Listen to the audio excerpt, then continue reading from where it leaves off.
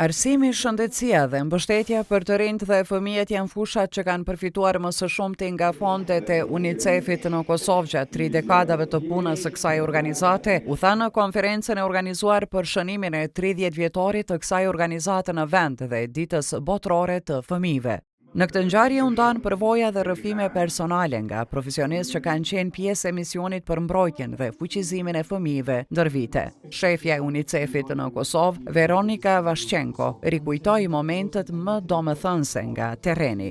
Ajo përshkroi vizitën në qendrën e Brekocit të Gjakovës, ku takoi fëmijë nga komunitetet rom, ashkali dhe egjiptian, fëmijë që, siç tha ajo, i dhanë kuptim të ri misionit të organizatës.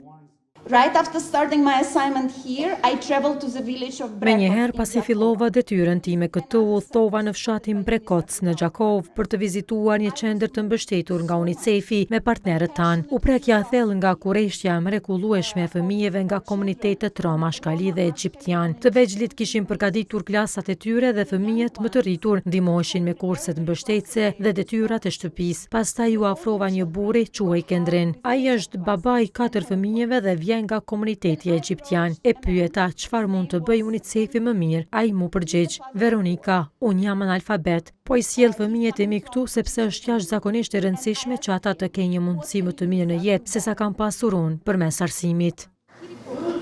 Rrëfimin e saj e ndau edhe Flaka Surroj, drejtoreshe grupit Koha dhe një nga punonjësit e para të UNICEF-it në Kosovë. Ajo foli për vitet e luftës, kur ekipi punonte në kushte të rënda dhe shpesh në kërcënim, por gjithmonë me vendosmëri për të ndihmuar nënat dhe fëmijët.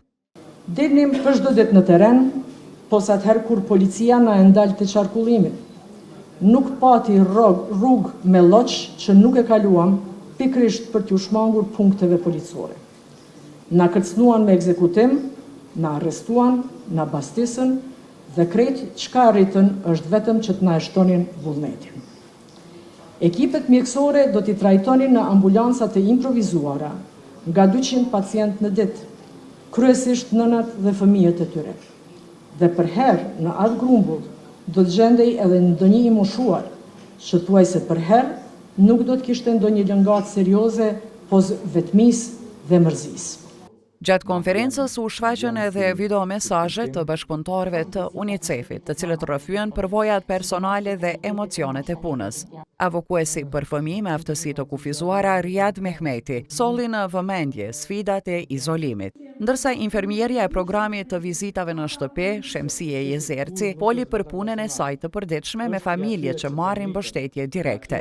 Drejtuesit e UNICEF-it përkujtuan se ndër vite kanë kontribuar në hartimin dhe miratimin e ligjeve kyçe në vend, nga ligji për mbrojtjen e fëmijës te ai për edukimin e hershëm dhe shërbimet sociale e familjare, si dhe korniza që synojnë fuqizimin e të rinjve dhe zhvillimin e hershëm të fëmijërisë.